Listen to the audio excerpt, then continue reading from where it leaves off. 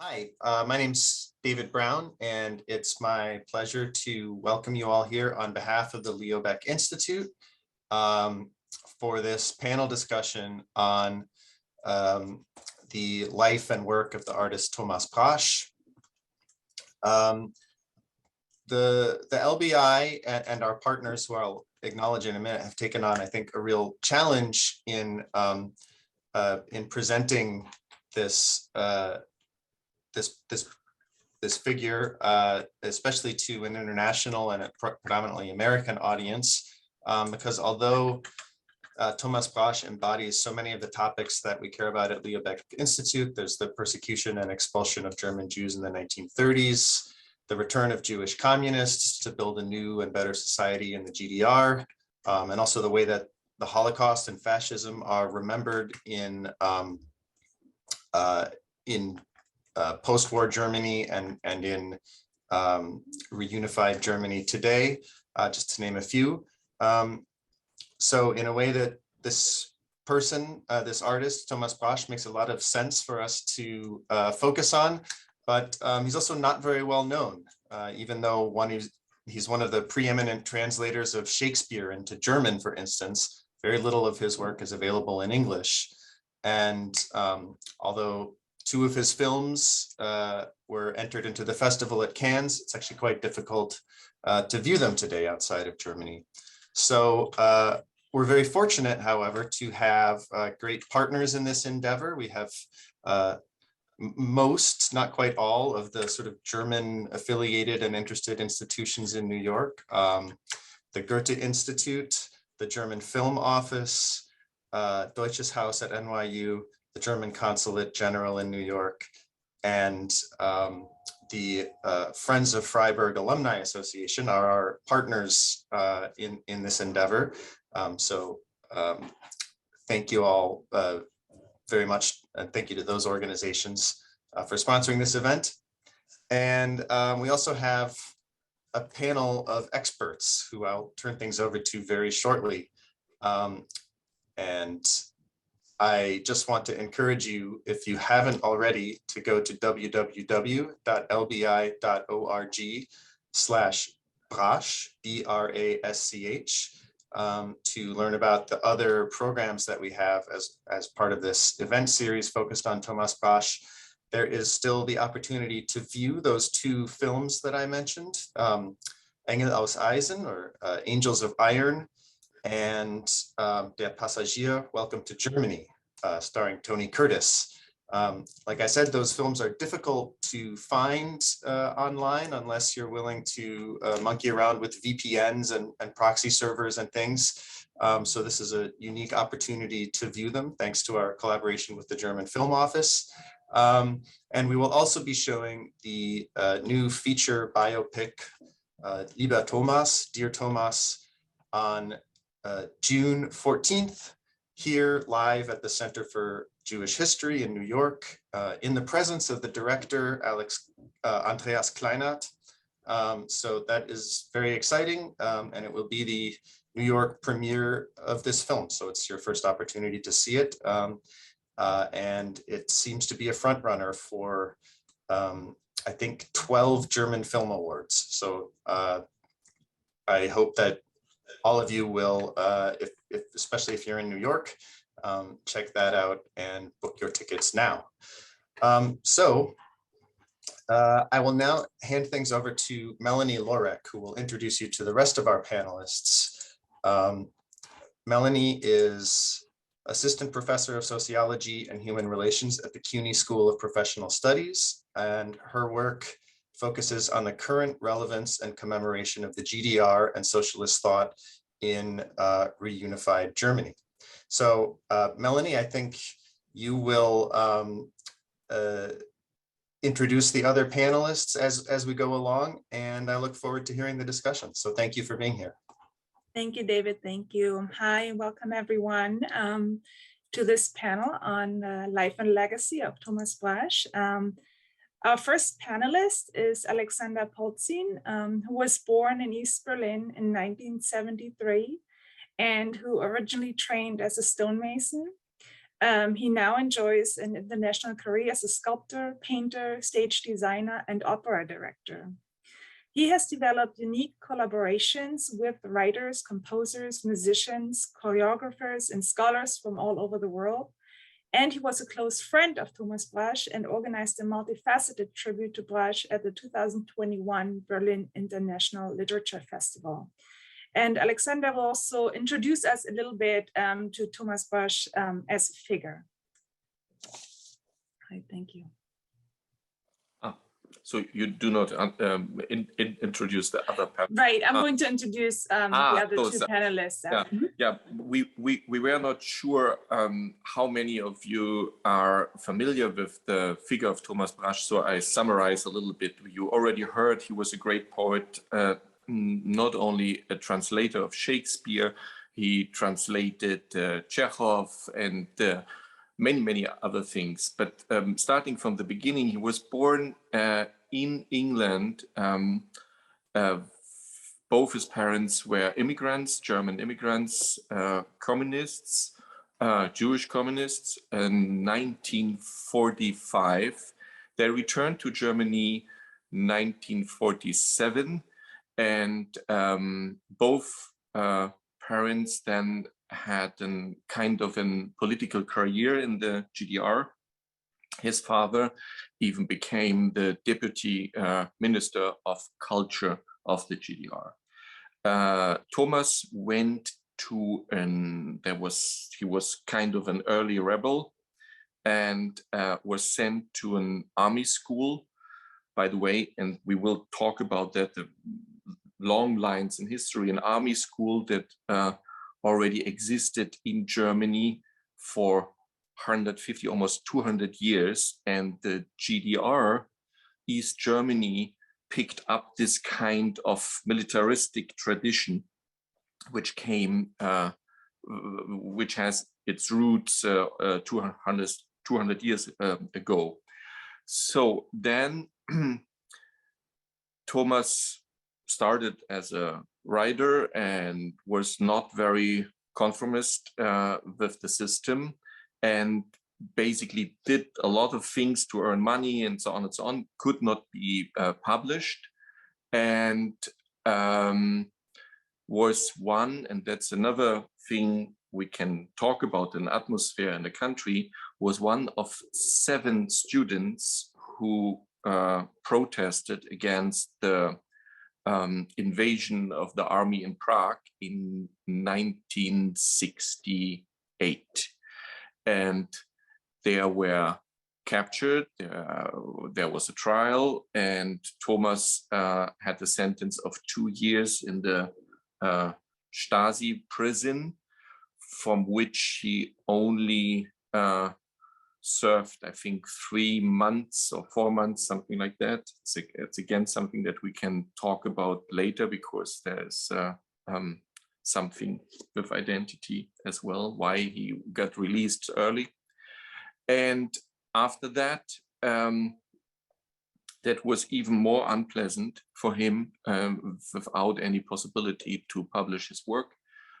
He left East Germany 1976, and then lived there until reunification. And after reunification, he basically did not publish so much anymore. Before, when he lived in West Germany, he became quite well known all over Germany. As we mentioned, he translated theater pieces, he wrote theater pieces, he wrote novels, he wrote poetry, and he did movies, 5 of them.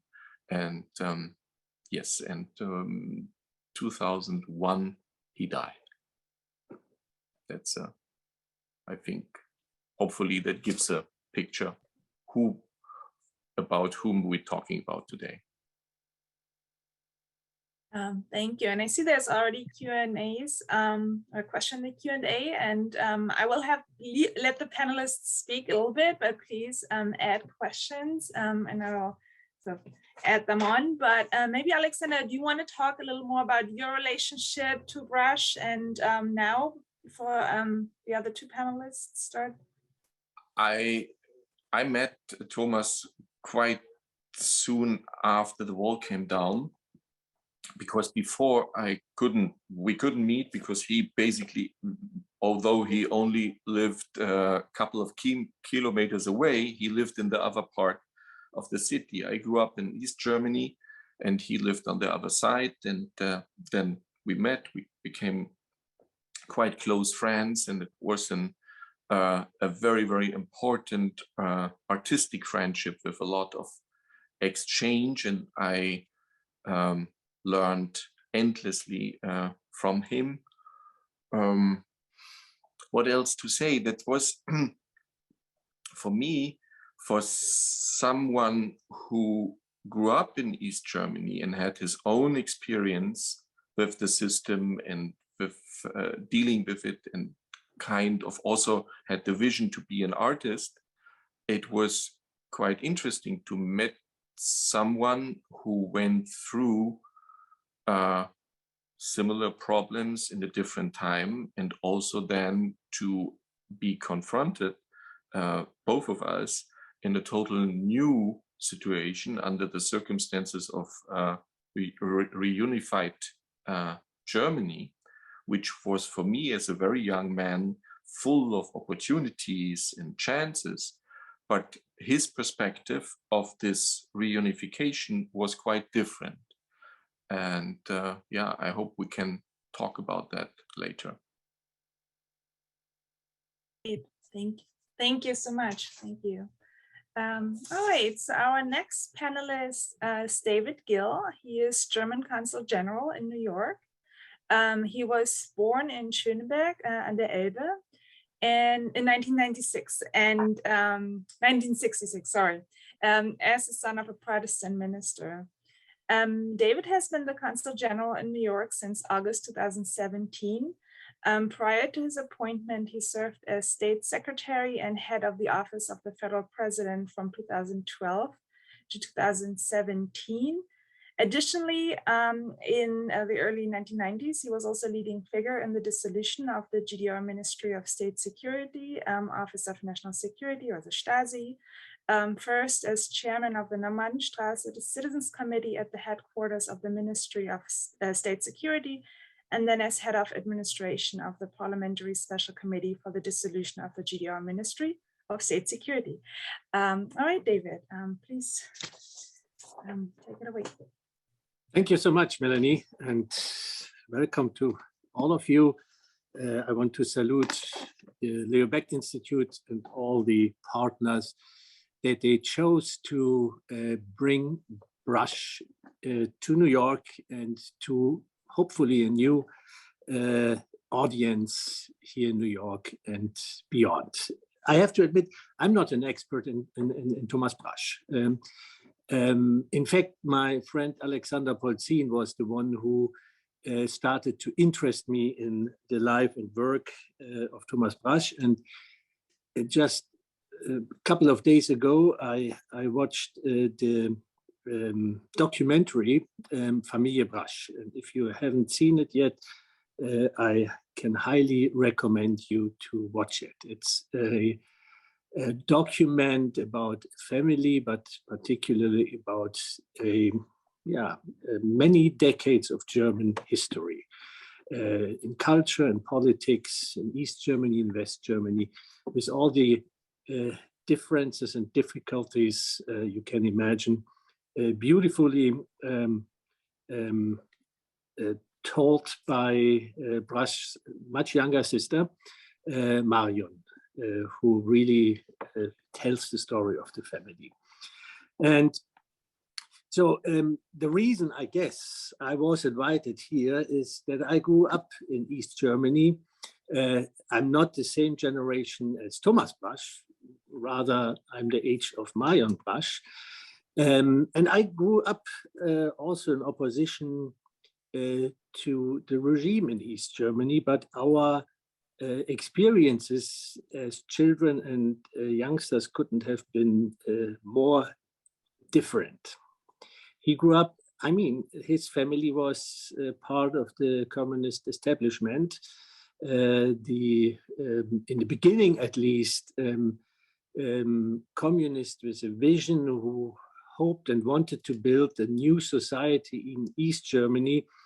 And his father was part of this establishment, and he grew up in this environment. But he obviously realized when he grew up that there was much more facade than true beliefs, and that the socialism they built up in East Germany was not that what they have dreamt of. And this was as I understood it, the whole conflict between the father and the son. And as I understood it from this movie, not only between the father and this particular son, but all the children had their issues. Maybe not Marion, she was too young. However, I grew up in a very different environment. My father was a Protestant minister. There is some similarity, but also the reasons for that were very different. My father, actually, he was a little younger than Horst Brasch, the father of Thomas Brasch. He was 6 years younger, but he came also to East Germany in the 50s later, not to build up the socialism, but to support the Christians and the church in East Germany when the suppression by the regime started. So many differences, and that's why I find it extremely interesting to learn about his life. Thank you, David. All right, so our last panelist is Dr. Kathy S. Galvin. She grew up bilingually in a German-American Jewish family in East Berlin and emigrated to the West as a young adult.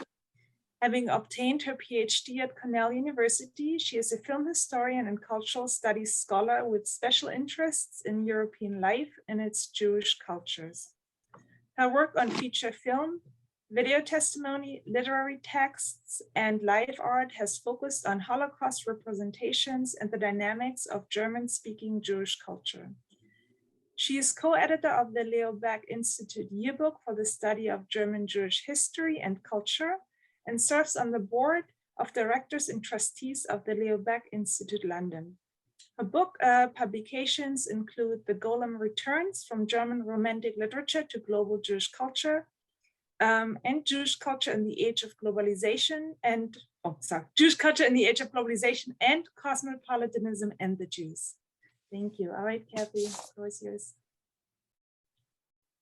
Thanks, Melanie, for the introduction. I mean, when you mentioned my list of publications, I actually remembered that the Golem book was the first time I came across Thomas's work as such. In fact, knowingly or maybe consciously came across Thomas's work because he wrote a poem on the Golem called Three Wishes the Golem Spoke. And that was the first time I kind of, I guess, engaged more profoundly with Thomas's work and began to appreciate him in more depth. But actually, I had also, as a student, seen his film *The Passenger* in a seminar and loved it very much. Our paths never crossed directly because I was too young and also moved in far different circles than Thomas. But I know that my grandfather, who was my step grandfather, who was the East German writer Stefan Heim, had some dealings with Thomas. I think there was a bit of generational conflict maybe in their relationship, and that's not difficult to see. They were both very distinct and strong personalities with their very own ideas about politics and also about writing. In fact, I think in terms of their writing and also their personalities, maybe one couldn't imagine more different people. But I do think that they appreciated each other in terms of a kind of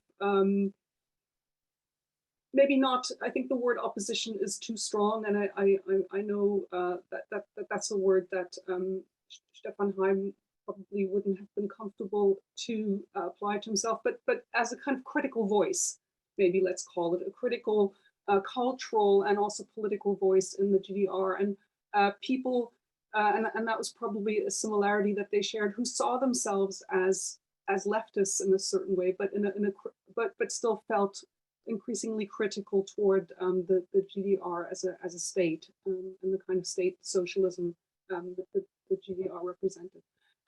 In terms of myself, I grew up, as you said, bilingually in East Berlin.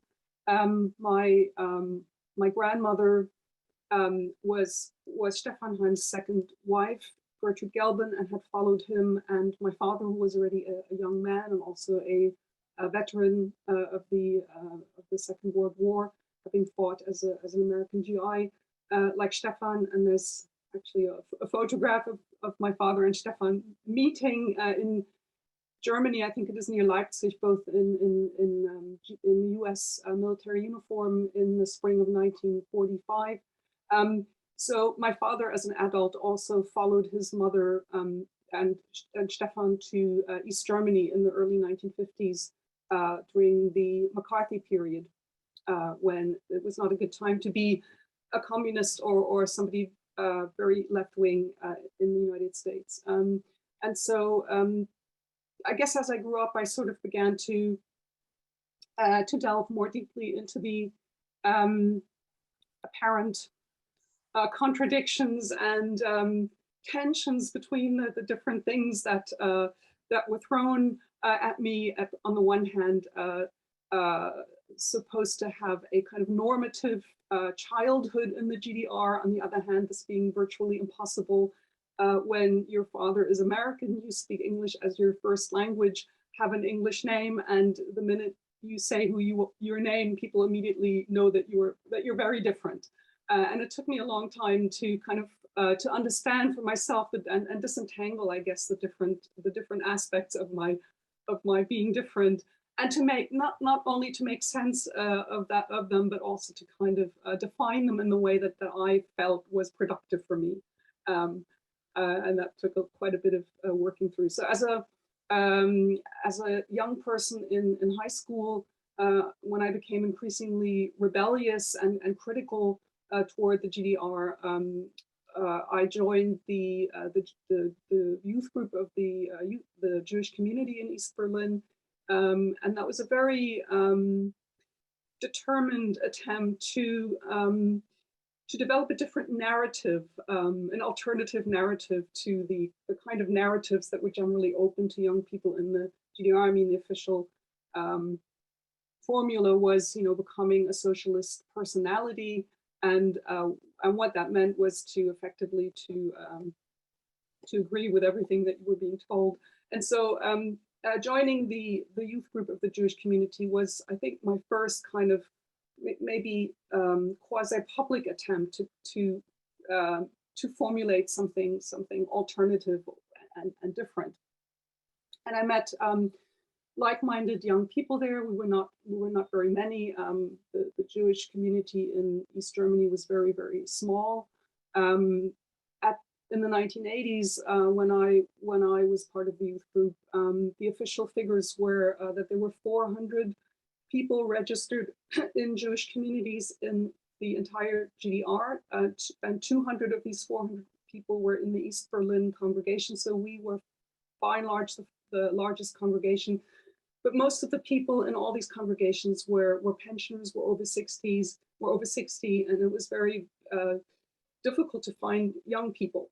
And so I think in the youth group, we were maybe 10 to 15 people, and everybody who was under 40 was considered young, which was also a bit of a stretch, but still. And we began to explore cultural aspects of Jewishness. The West Berlin rabbi, Ernst Stein, came over, I think it was once a month, to give us a lesson, to give us a religious instruction. And that was kind of the beginning, really, for me, of finding out more about Judaism and cultural Jewishness.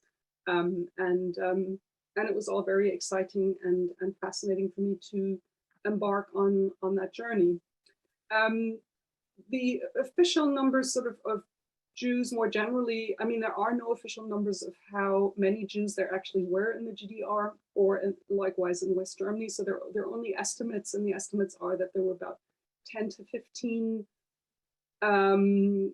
fold numbers of Jews sort of as they were in the Jewish community. So there are estimates that in the late 1940s, there were approximately 8,000 Jews residing in the Eastern Zone or the early GDR, and in the later years, that would have been 4,000 to 6,000 people.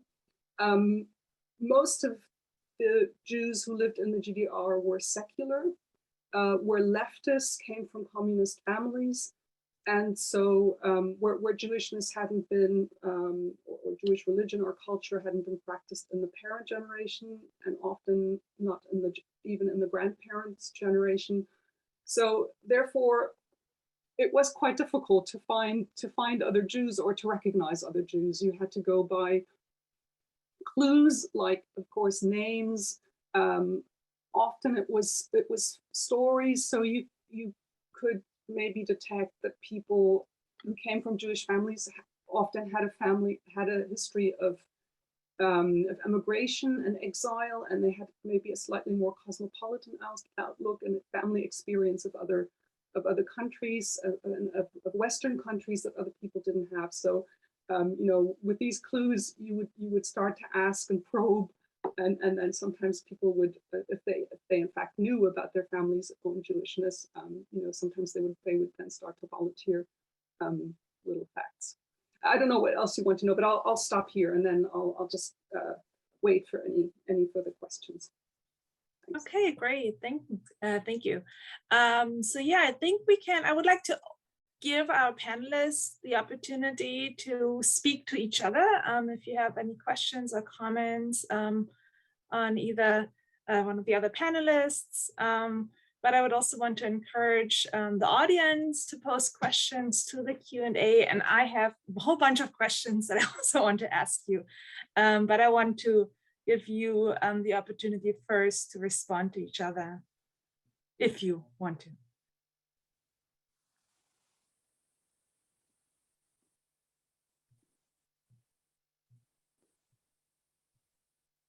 No. As to Kathy, when you just described in the 80s, these joining the youth group and then somehow searching for this part of your identity in East Germany, did you have the feeling that there is an official layer that somehow makes this search also possible? I mean, that was the time where the GDR for very, very different reasons opened up their relationship to Israel. They renovated the synagogue in the Oranienburger Straße. There was an official, I forgot the name. There was the institution that ran the synagogue was somehow an official, even state-supported organization. What was your feeling about it, or your observation as a very young person of that? I remember, for instance, also there was an initiative. There were an every Sunday lecture, an official lecture in the Humboldt University, which I attended. And I remember that was really a big, big thing. They invited, if I remember that correctly, the rabbi from New York to give a speech there. And that was in GDR time, I think 86, 87, something like that. How was your perspective into that? I think it was Rabbi Newman from New York City. Yes. So that was sort of in the last years of the GDR when I had already left. I applied for immigration in 1985, and I left and I moved to West Berlin. So my experience of Jewishness is before that, when I think it was a more problematic and much more muted. I didn't sort of the political dimension of this. I think I understood much later. When information about the Stasi files came out and historians started to research the history, also sort of state responses to the Jewish community. But for example, my Jewish coming out in my high school was accompanied by a lot of anxiety by my teachers. I was sort of asked about this, for example. People were uncomfortable about it, and I know now much more that this was also a kind of politically induced discomfort. It was seen as something that was people were wary of, that they were slightly suspicious of.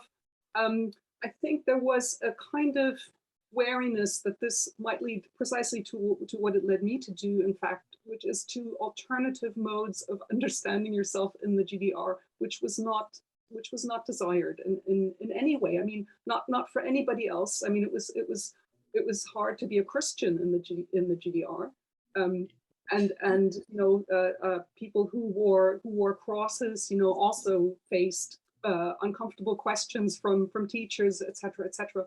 But I think the issue was that the GDR didn't quite dare to punish, and not at that time, to punish Jews in the same ways for trying to go their own ways, because the GDR always had to be wary of the accusation of anti-Semitism, and so there was this discomfort and not really knowing how to deal with people who were starting to kind of formulate their Jewishness in public ways. So in the later 1980s, yes, there was different politics, because the GDR was trying to become acceptable on the international stage, and was hoping for US support, and so they went on this kind of the German word is schmusicals, with Jews in the US in particular, thinking that would somehow help them, and that was itself underpinned by very strange ideas about Jews and their access to money. I mean, other people have written about that. I mean, may I add, the Jewish community was very small. That's why it was not a real danger for the regime. Many of the Jews never talked about it. Somehow that, for instance, Axen, who was a member of the Politburo for foreign relationships, had a Jewish background, but it wasn't never a topic in East Germany. It was basically non-existent. And in addition, when we were taught about the Nazi time in East Germany, in Germany, in our East German history classes, the Holocaust, the termination of the Jews didn't play a big role. The story of the Nazi time was the resistance of the Communist Party. And basically there were all these German Nazis who fought the communists, and the communists were the only ones who stood up and who fought the Nazis. Nobody told us that it looked very different in the early 30s, that they worked together, etc. And when we went to concentration camps, the best known was Buchenwald. It was the story of Ernst Thälmann, the chairman of the Communist Party. And yes, because he was killed there. And that was the history we were taught. And which is, in retrospect, very interesting, because East Germany, or the East German leaders, the communists, called themselves the anti-fascist state. They fought the fascists, and why wouldn't they have also told this story? Because the fascists, that was also the story in East Germany, all moved to West Germany, and we were the country of the righteous in East Germany. So therefore, there was no relationship to Judaism at all. And the only place where people started to talk about this in the 70s and 80s. Actually, that's what I experienced as a young man, were rather the churches, where they talked about guilt and reconciliation, and they told the stories about the concentration camps and the Jewish community who lived in Germany and even in East Germany. They didn't tell the whole story. It took longer, but it was an early beginning. And there was another issue. East Germany was for a long time very anti-Zionist, against Israel. The partners in this region were the socialist countries and the Palestinians.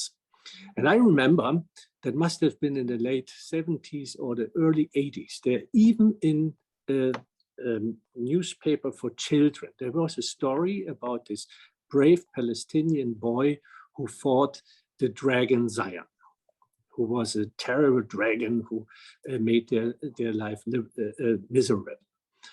And I remember my father, Protestant minister, he wrote to the editor and said, this kind of anti-Semitism is unacceptable.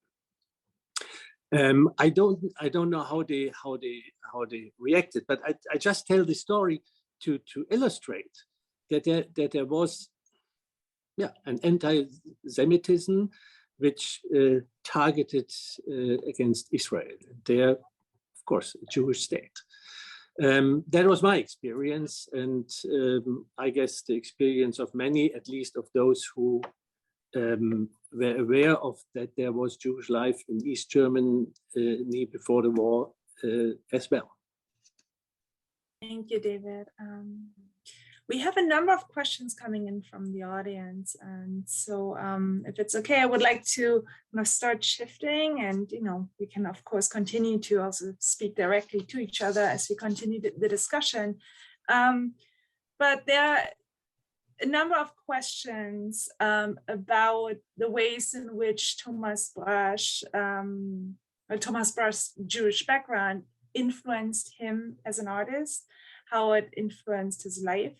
So we have one question from Heidi Strauss asking the ways in which the Kindertransport has influenced his life. And another question from Jeffrey Himmel asking whether there was a particular driving force behind Thomas's work, whether there was any connection to his Jewish roots that he felt personally, and what some of his personality traits were. So what was he like as a person? And I think I'm going to give this question, or the response to this question, to Alexander first, since he was his personal friend. And then if David or Kathy want to add, please feel free to add. From the previous discussion, there remains, and for me, there remains a question. When the GDR was founded, although there were so little Jews left and as only few ones returned, there were a couple of important figures that were Jewish, and this part of their identity, the Jewish identity, they did not put that, not only did not put that on the table, they almost between not hiding, but also not taking that into account, not consciously. And that seems to be the case with Thomas' parents. That is the environment in which he grew up. That was the most important thing for the parents, was that they are communists.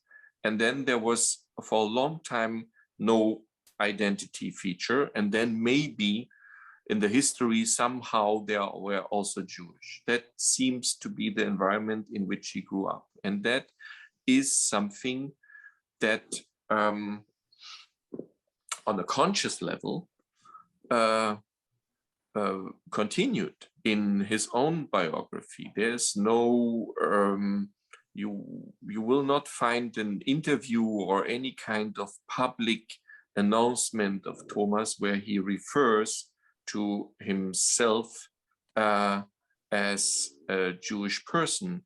In fact, he was very almost aggressive against people who make questions that are deeply related to Jewish identity and also to things in the history like Holocaust and so on.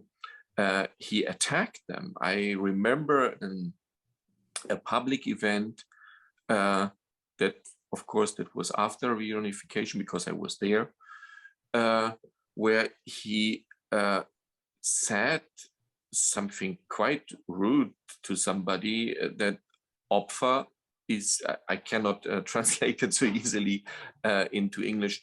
Opfer ist nicht abendfüllend. So it's not enough to be a victim. So, and then one need to, although he had many possibilities to do so, Thomas never visited Israel. And that was not a coincidence. He felt, and not only for political reasons, that he maybe did not identify with the political situation of Israel at that point, but there was so in the conversation that there's a personal story I can tell. I lived 2 years in Israel, and I was already then, and you can see that until today, a big fan of his work. So I organized the screening of his films in Tel Aviv in the Cinematheek that they were never shown there before.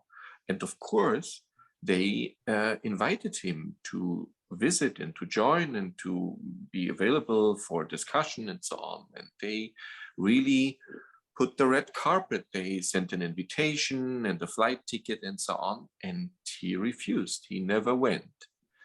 So that is on the conscious level. And of course, what Kathy just mentioned, that was something that she noticed, yeah, there's this poem about the golem, and then when we look at the movie Welcome to Germany, The Passagier, this is so deep into all these topics and is mirroring all the layers of the contradictions and the pain of Jewish history in Germany that he was, with his whole life, part of this discussion.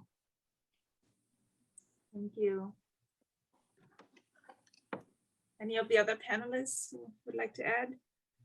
Maybe I can talk a little bit about Stefan Heim, who was the kind of senior, Jewish writer in East Germany at the time. I mean, the very, very senior Jewish writer in the GDR was, of course, Arnold Zweig, who had returned to the GDR from exile in Palestine, and who was still friends with Heim. But after Zweig passed, Heim was probably the most senior, person, and it was probably a bit similar for him in that he didn't really talk publicly about Jewishness for a very long time, and he kind of came out as a Jew to his writers with his La Salle novel in the late 1960s, and then he wrote a series of, I'll just call them Jewish novels now, which had Jewish protagonists, Jewish themes, which were his dissident novels, where he formulated his dissident kind of vision, his emerging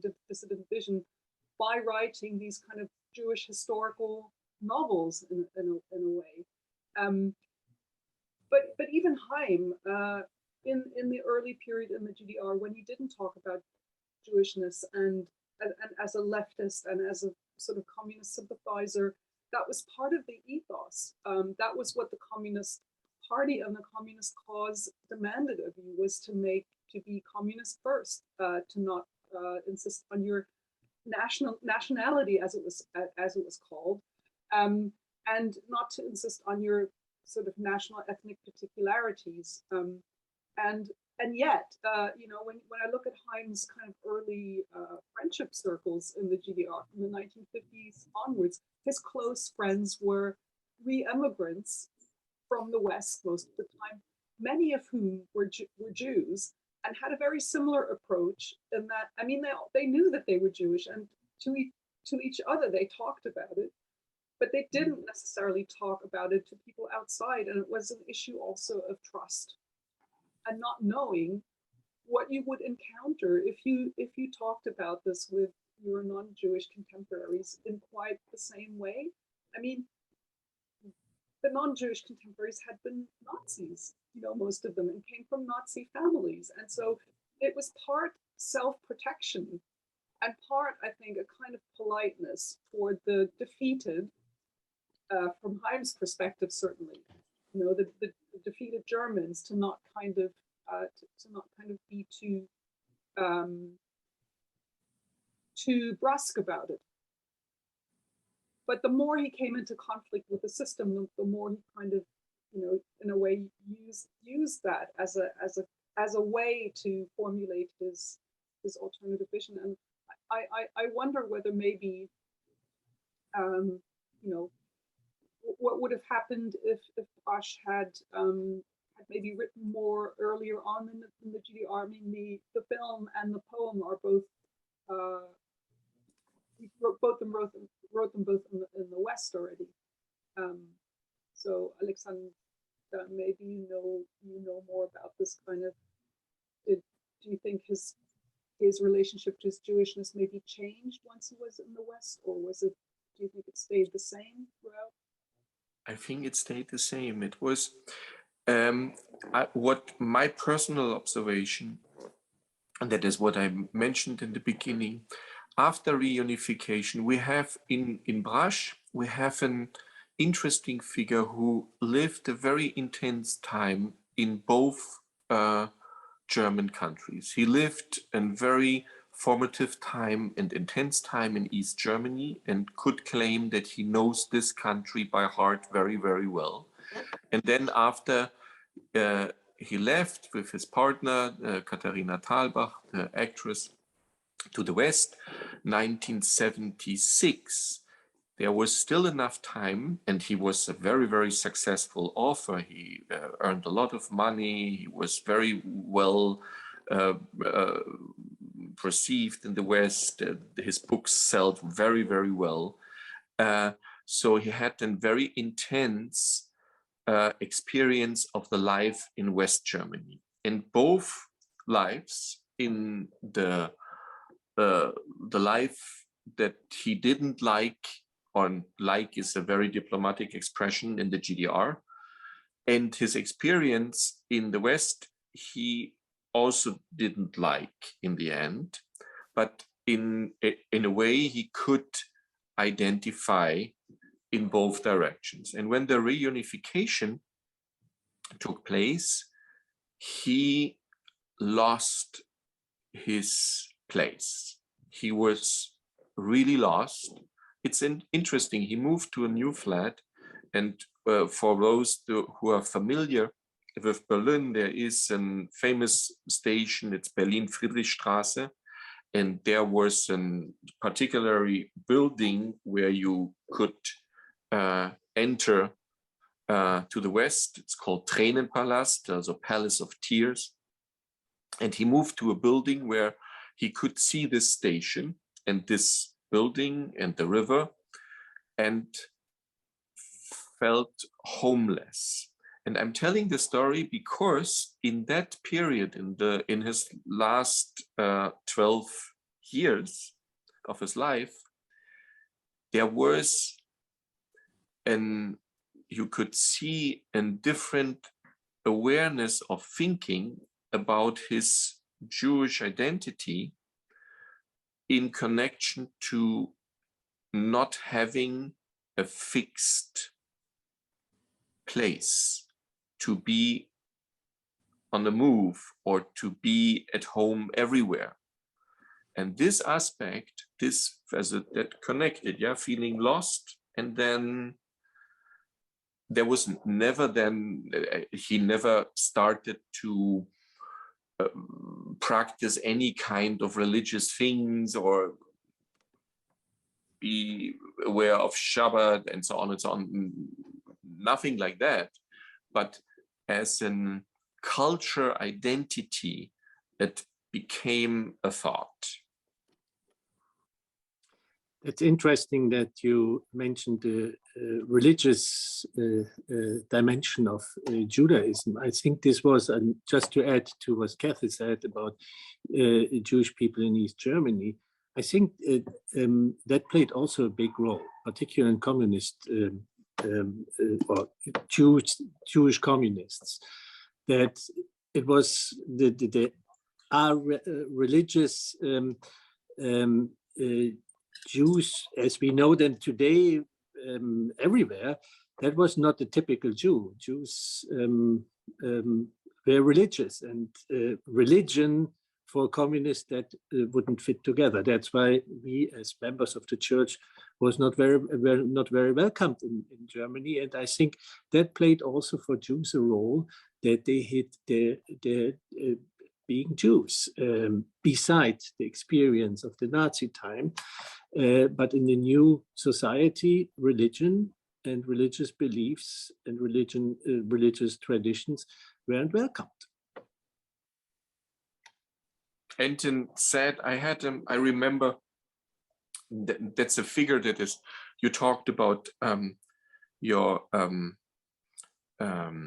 what's the expression, stepfather, Stefan Heim. There was another figure, Jewish figure, is Stefan Hermlin. And I personally had a conversation with him, and that was a very sad conversation. It was also after the wall came down. And I think there was, of course, they were educated to put this communist identity first, but I think they were also afraid, and he phrased it like that, there was no proof of anti-Semitism in the government circles where they had personal interaction and so on. But I think they were afraid if they actually would put this part of their identity out, that then they would find anti-Semitism. And because they were afraid of that, what that then would mean, because when one would imagine somebody like Stefan Hermlin, who was quite close to the government and also quite influential, yeah, in the end he gave opposition people shelter. He took care that the people who signed the Biermann petition, that they didn't went to jail, that they had all other kind of punishment, but not this kind, and so on. But what would happen if people who still understood themselves as part of the system in that critical way, when they all of a sudden would discover, oh my God, we are also surrounded by people who have anti-Semitic things in their portfolio as well. Thank you. And this fear was, I heard that that played, at least in the case of Hermlin, an important role. Thank you. And most Jews who became communists already came from very assimilated families. So not all of them, but many did. So in fact, many of them didn't actually have a religious upbringing or a very strong religious upbringing to start with. So I think it really didn't matter to people. I mean, to some people it did. Clearly, those were the ones who went and joined, Jewish congregations. But to most people, and I think to most people actually in the GDR by the 1980s, religion really didn't matter very much. It was by and large a secular society, and absolutely. I don't think it was something that many people actively missed. Yeah, thank you. I'm going to kind of move the conversation forward a little bit and talk some more about, or would invite you to talk some more about the ways in which his life in the GDR impacted him as an artist during the time in the GDR, his political outlook.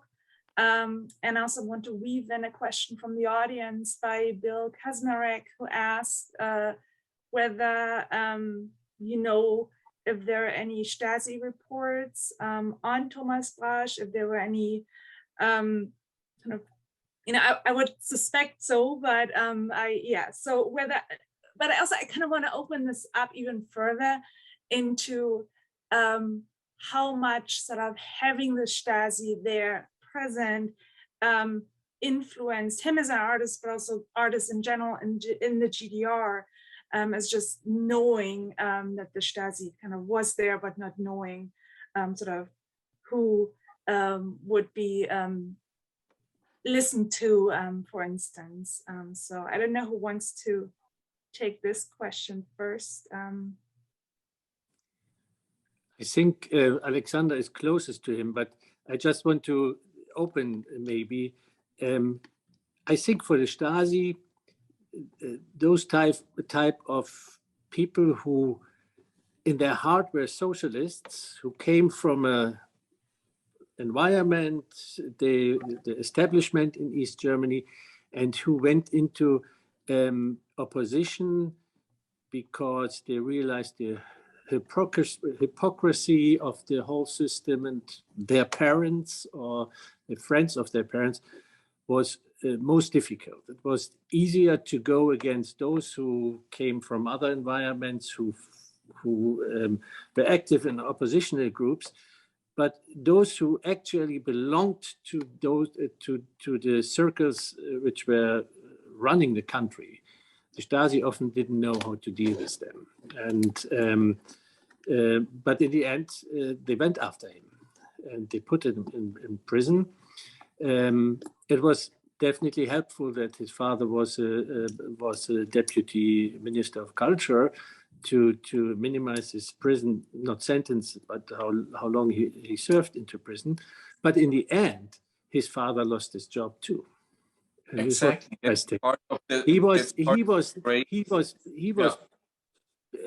Basically he was delivering him.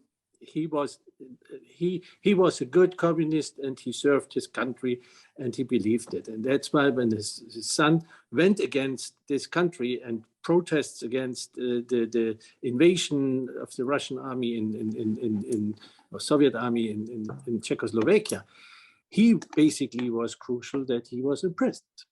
But he lost his job anyway, because obviously he, with all his children somehow became critical of the whole system. So that's just observation. Alexander can tell much more from his own experience with Thomas. Yeah, what David just said is it's very, very interesting for me, as that we need to remember the gray things, yeah, that exactly this point that the father, as the opposition of the son, was an opposition against the experience and the beliefs of the father. And it is quite interesting that these 7 people that I mentioned, they were all more or less kids from highly official people that were involved in the government. And the parents, as David mentioned, delivered them to the secret police and basically took care of that they cannot continue with their protest. But then also these kids or these youngsters, they found themselves in the prison and then needed to accept, and that was for Thomas quite difficult, that actually the father against whom he started to protest was responsible, that he is not staying in prison. And then on top of that, as David mentioned, the father lost the job and was sent to a seminar to Moscow and never really regained his power.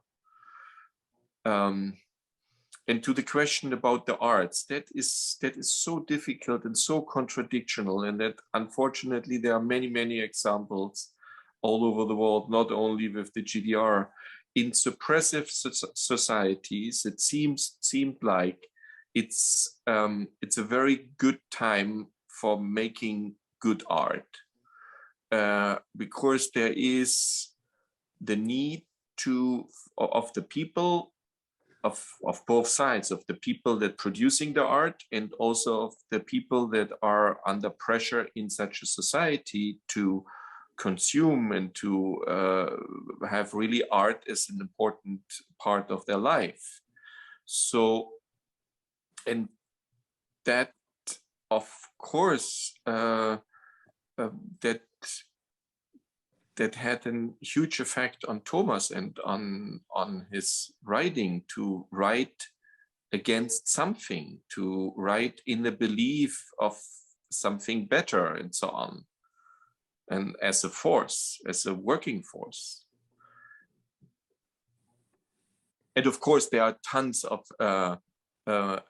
files about Thomas and all these art activities. There are even where there, and that has nothing to do with Thomas, but it's like there's a line of Wolf Biermann in one of his songs, which he wrote, that the Stasi is my Eckermann. Eckermann is the guy who wrote everything from Goethe, and we know a lot about Goethe's thoughts because of these conversations.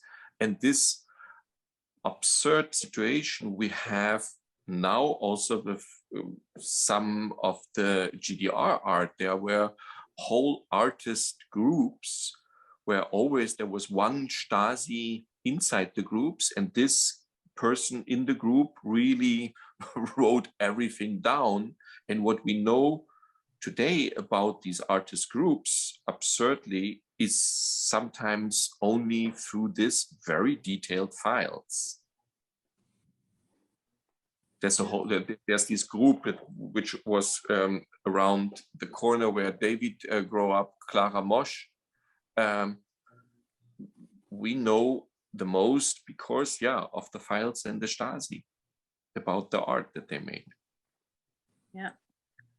Okay, thank you. That's really fascinating. Kathy, do you want to? Yeah, I would say that art, and especially literature and also the theater, played a huge role in, for people who were interested sort of culturally or intellectually.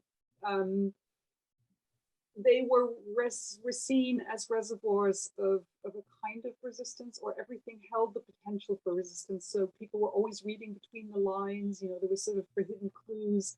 And when you went to the theater, certain lines from plays that had could have been Shakespeare, had nothing to do with political resistance.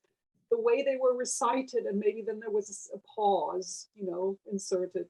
People would start applauding because they had understood this as a kind of hidden sort of political message, a critical message. So it was very important, and artists also had the sense of importance, especially writers. But I think artists more generally had this feeling, in a way, that they were the moral touchstone of socialism. That those writers who saw themselves as socialists, and especially in the early years. And then later on as formulating a kind of, an alternative and even oppositional voice. So I think artists and writers and dramatists as well had an almost exaggerated, inflated sense of self often, one could say, because they and people would come up to them in the street. It was a small country.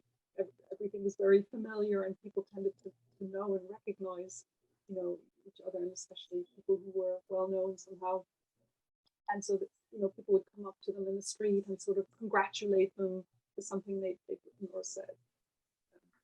Yeah, thank you. We have a couple more questions from the audience. There's a few questions by Jay Camfield, who's asking, a little more about, she would like to know more about Thomas Brasch's creative process. Was he somebody who worked by himself? Was he somebody who kind of collaborated or had some creative exchanges between him, his two brothers, his partners, for instance, Katharina Thalbach? And then also, she's interested in your creative process, Alexander, and she asked if you could please share with us how you went about creating this sculpture for Thomas Brasch's grave, and what aspects of Thomas Brasch's life did you want to focus on, and there would might there have been a different versions before you decided on the sculpture that is now there. With him as an artist, there were a couple of different operation modes. As a poet, I think everybody who writes poetry or even a novel, that's a very lonely work. Yeah, you are on your desk and you are lonely. But it seems like, and that is how he started. He started as a poet, writing poems, and then at some point he wanted a different exchange, first with the society, but also a different exchange with collaborators. And then he started to write theater pieces, and then that was not enough for him, because in a theater you can, even in the big ones, you can at an evening have an audience of 1,000 people. So then he was hungry for more and started to make movies. And of course, when you make a movie, then you work in a team. Yeah, nobody makes a movie alone. And that was not an accident. He made 5 once, and for one who is remembered as an author, I think everybody who watched the Angel from Iron can see that he really created something substantial and interesting in a genre that was not originally his genre. So he was, in that regard, really a split personality between the lonely wolf and the collaborator with a lot of people.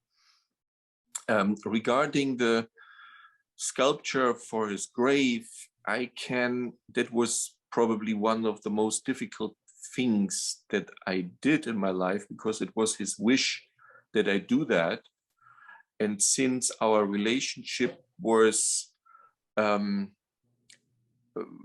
determined by highly critical approaches to the work of the other. So when he was still alive, when he looked at my work in my studio, and he was the one that almost always saw it at first, that was always an invitation to be critical, and the other way around. So to do a sculpture that is standing on his grave was hell, because I constantly thought, oh my God, what would he think? And would he be satisfied, or would he think that is not enough, or not good enough, or not radical enough, or so? And I followed my instinct and made this kind of throne for him. And I can only say that I'm trying to be emotionally as true as possible to myself and deliver that. And it's on, you can believe me, and I'm a little bit proud of that, because he's buried in a quite famous cemetery in Berlin. It's the Dorotheenstädtische Friedhof, where people like Hegel and Brecht are buried. And before we installed this for him, there were of course already a lot of famous people, but most of the graveyards were with the normal gravestones, and some of the older ones bigger and so on, but stones, black or gray stones with the names and so on. And we, in fact, there is a Deutsche Friedhofsordnung, And I had to apply with my result, with my sculpture, that it fits the Deutsche Friedhofsordnung, and it didn't fit. It was a little bit too high and so on and so on. So we had to negotiate with the officials for this cemetery to be allowed to install this there. And what I'm proud of, I'm not proud of my work there, but I'm proud that since then, there are many, many new graves of other people that are also not simply stones, but also kind of individual sculptures or interventions that are not looking like a normal gravestone. And yeah, that's the story of this piece. That's great, thank you.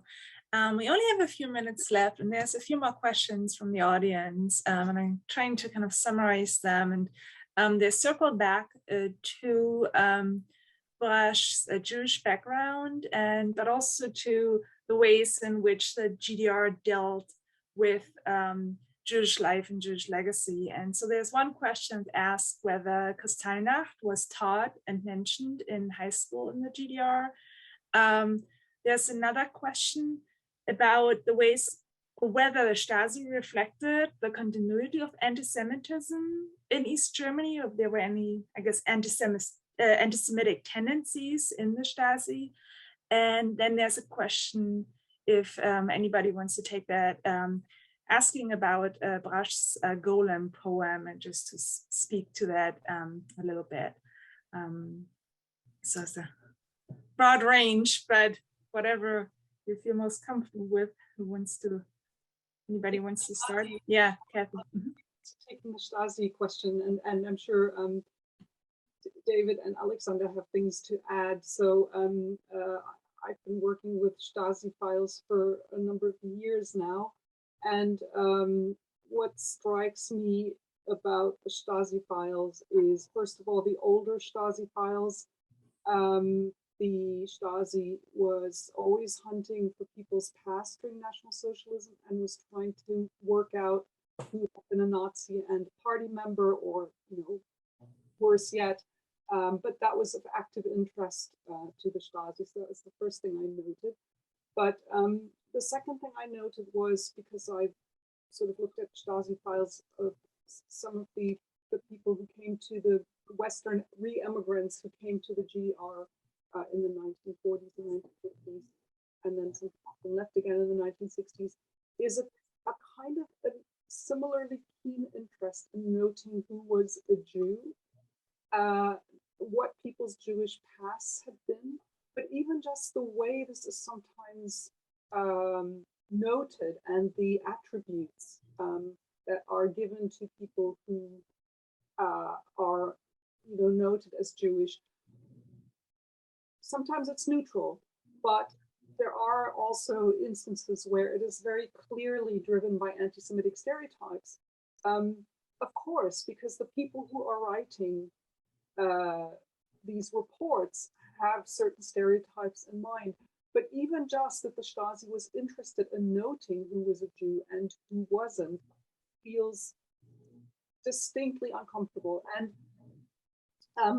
you know, I'm sure that something more could be written and said about this. But I would imagine, well, obviously, yes, in 1967, then with the 6-Day War in Israel, this then becomes very, very political.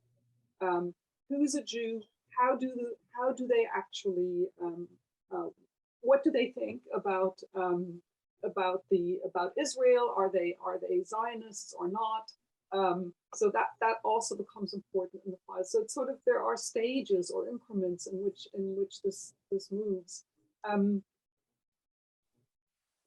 I do think that the Stasi was also an instrument for repressing Jewish life, for you know, if we think about Jewish communities and congregations, and I think that's true for Christian congregations as well. That the Stasi was, you know, there were informants in the kind of in the community hierarchy who were there to also inhibit activism, for example, and to make sure that the communities kind of stayed on the desired line. Yeah, David, do you want to add Yeah, on? I absolutely would agree with Kathy, what she said about the Jewish community, the religious Jewish community, because every organization or institution where people organized themselves were suspicious for the Stasi. And this was true for the Christian churches, and this was true for the small Jewish congregation which existed in Berlin. And I think in Karl-Marx-Stadt there was even a small Jewish community. I don't know why. So yeah, it was suspicious. And religion, I talked about this, didn't fit with communism in their ideology. Let me talk briefly about Kristallnacht. I don't recall that I learned about Kristallnacht in school, as we basically didn't learn much about Holocaust and the Jewish community in Germany and the Nazi rulers. Yeah, the Holocaust. That was, for the first time I heard about this, was within my church. On November 9th, I can't say which year it started, we gathered as congregation and remembered Kristallnacht. And I grew up with this, but this was a niche where people really remembered it and recalled the guilt of the Germans and what they did to the Jewish neighbors. And that's what where remembrance started. There must be a generational change. I'm a little younger, and I remember I had, as for one example, where in German lessons we talked about a piece. It's called Professor Mamlock. That's a theater piece, and that's quite ironic, from Friedrich Wolf, whose son, Markus Wolf, later on ended up to be head of the secret police. And this Professor Mamlock theater piece deals with Jewish identity and Germany, and believing in going to war and believing how much the Nazis will last and so on. And that was discussed in school. And I also remember that we had in history lessons the Kristallnacht. And I totally agree that stayed also in my education, that when we visited concentration camps, that the first group of victims that were mentioned were the communists and the socialists, and then after that it was mentioned, and by the way, this and this and this as well. This kind of order stayed, but one could not, at least not in my generation, claim that we didn't have this as part of our education. All right. It's definitely school, but in a limited way, I would say. So I think the slogan of the 6 million Jews who died was pretty ubiquitous, but it wasn't really filled with a lot of historical knowledge or information. I remember when I was in 9th grade, that was in the early 1980s or late 1970s, the whole year in history was dedicated to the struggle against fascism, as it was called.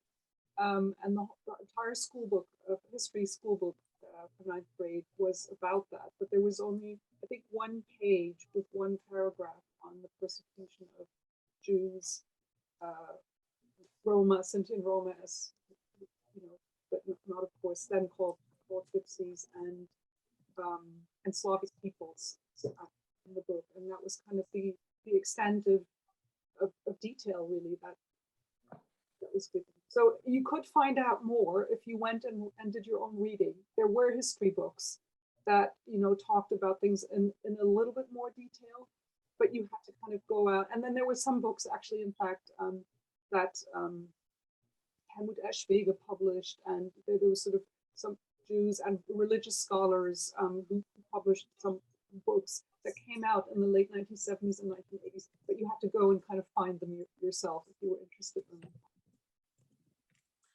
Right, thank you so much, everyone. I think we are out of time, over time actually.